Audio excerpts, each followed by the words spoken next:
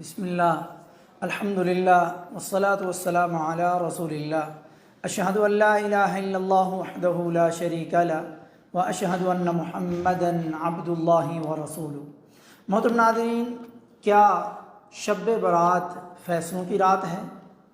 شب برات منانے والوں کا یہ نظریہ ہے، یہ ان کا عقیدہ ہے کہ یہ رات فیصلوں کی رات ہے، اور اس رات کس نے مرنا ہے، کس نے جینا ہے، کس کو کتنا رزق دیا جائے گا، کس کو کتنا کم دیا جائے گا، کس کو غم ملے گا، کس کو خوشی ملے گی، اس کے فیصلے اس شب برات میں ہوتے ہیں۔ لیکن کبھی انہوں نے قرآن پاک کا مطالعہ نہیں کیا۔ قرآن پاک میں اللہ تعالیٰ نے سورہ دخان کی 3 اور 4 نمبر آیت میں فرمایا، اِنَّا أَنزَلْنَاهُ فِي لَيْلَةٍ مُبَارَكَةٍ إِنَّا كُنَّا مُنذِرِينَ فِيهَا يُفْرَقُ كُلُّ أَمْرٍ حَكِيمٍ۔ یقیناً ہم نے اسے یعنی قرآن پاک کو بابرکت رات میں اتارا ہے، بے شک ہم ڈرانے والے ہیں۔ اسی رات میں ہر مضبوط کام کا فیصلہ کیا جاتا ہے۔ کس رات میں؟ جس رات میں ہم نے قرآن پاک کو نازل کیا۔ آپ ذرا تصور کریں، اللہ تعالیٰ کے اس فرمان میں بابرکت رات کا ذکر آیا ہے جس میں قرآن مجید کو اتارا گیا، اور جس میں سال بھر میں ہونے والے واقعات کا فیصلہ کیا جاتا ہے۔ اور وہ رات کون سی ہے جس کے بارے میں کہا کہ یہ مبارک رات ہے؟ تو دیکھنا یہ ہے کہ یہ رات کون سی رات ہے۔ اگر لوگ اپنی ہی منشا، اپنے ذہن سے، اپنی مرضی سے قرآن مجید کی تفسیر کرنے کی بجائے خود قرآن پاک سے ہی اس کی تفسیر تلاش کریں تو اس کا جواب ان کو قرآن پاک سے ہی مل جائے گا کہ یہ قرآن پاک کب نازل ہوا جس میں ہر مضبوط کام کا فیصلہ ہوتا ہے۔ تو قرآن پاک میں اللہ تعالیٰ نے باقاعدہ ایک پوری سورت نازل کی ہے، سورۃ القدر کے نام سے۔ فرمایا اِنَّا أَنزَلْنَاهُ فِي لَيْلَةِ الْقَدْرِ،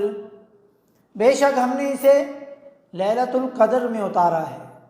یعنی بابرکت رات سے مراد لیلۃ القدر رات ہے جو رمضان کے آخری عشرے کی طاق راتوں میں آتی ہے، اور اسی میں انسان کی زندگی، انسان کی موت، اس کے رزق اور دیگر تمام حادثات و واقعات کا فیصلہ کیا جاتا ہے۔ اب بابرکت رات کی یہی تفسیر مفسر قرآن حضرت عبداللہ ابن عباس رضی اللہ تعالیٰ عنہما اور حضرت قتادہ، حضرت مجاہد اور حسن وغیرہ سے یہی ثابت ہے، انہوں نے بھی اس کی یہی تفسیر کی ہے، اور اسی تفسیر کو جمہور مفسرین نے درست فرمایا ہے۔ دیکھیے تفسیر القرطبی جلد نمبر 8 صفحہ 432 میں جو طبع دار الحدیث کا ہے۔ اسی طریقے سے امام ابن العربی فرماتے ہیں جمہور علماء کا مسلک یہ ہے کہ اس رات سے مراد لیلۃ القدر ہے، جبکہ بعض علماء کا یہ کہنا ہے کہ اس سے مراد شعبان کی 15ویں رات ہے، اور یہ باطل ہے، یہ جھوٹ ہے، کیونکہ اللہ تعالیٰ نے اپنی سچی کتاب میں اس کا ذکر فرمایا اس طرح، شہر رمضان الذی انزل فیہ القرآن، وہ رمضان کا مہینہ ہے جس میں قرآن مجید کو اتارا گیا۔ پھر اس نے ماہ رمضان کی ایک رات لیلۃ مبارکہ کو متعین کر دیا کہ اس میں قرآن مجید کو نازل کیا گیا۔ لہذا جو شخص یہ دعویٰ کرے کہ بابرکت رات سے مراد کوئی اور رات ہے رمضان کے علاوہ، تو وہ اللہ پر بہت بڑا بہتان باندھتا ہے،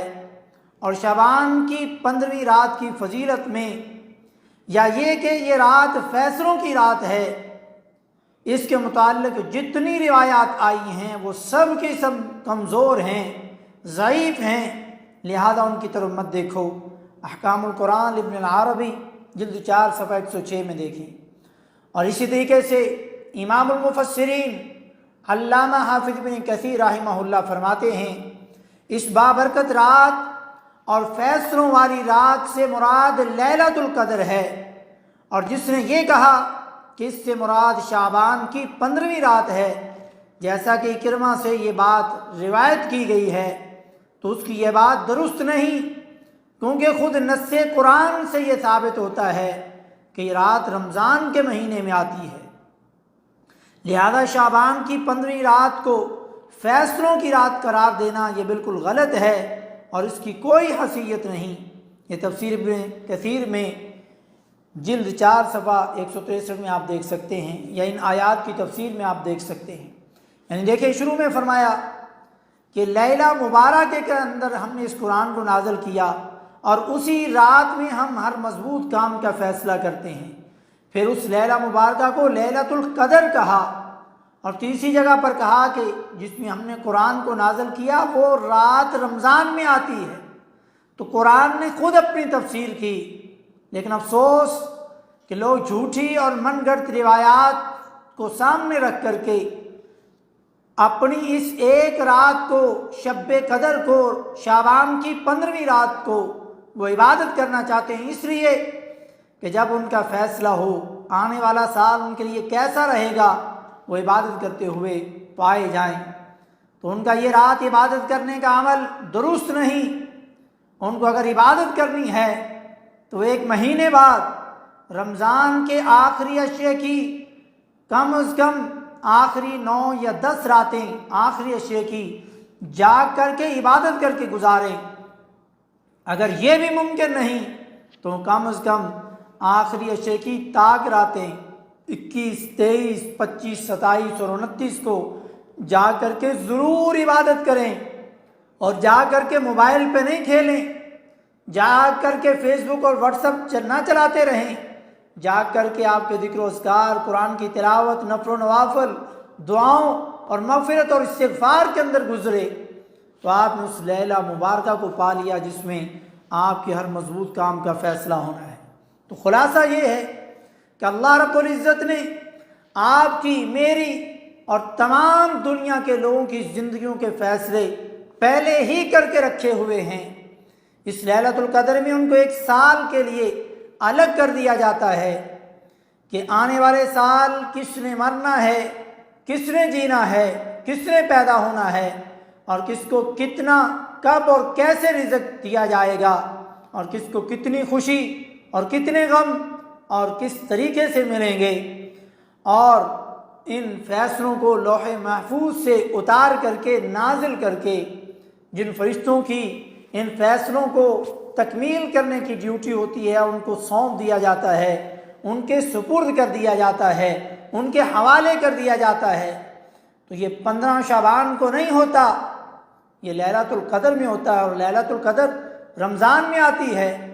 اور سال بھر کی سب سے افضل رات لیلۃ القدر ہے جس میں قرآن نازل کیا گیا، جس میں ہر مضبوط کام کا فیصلہ ہوتا ہے۔ تو اللہ تعالیٰ ہمیں یہ سمجھنے کی توفیق دے کہ ہم لیلۃ القدر جس کی پہچان اور جس کی فضیلت، جس کا مقام اتنا ہے کہ اس کو 1000 مہینوں کی عبادت سے ایک رات کی عبادت کو بہترین کہا گیا، جس میں ہر مضبوط کام کا فیصلہ ہوتا ہے، اس رات کو جاگنے والے بنیں۔ لیکن افسوس لوگ آخری عشرے کو وہ اہمیت نہیں دیتے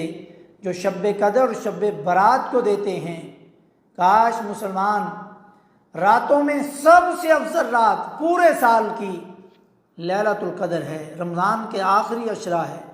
اور دنوں میں سب سے افضل دن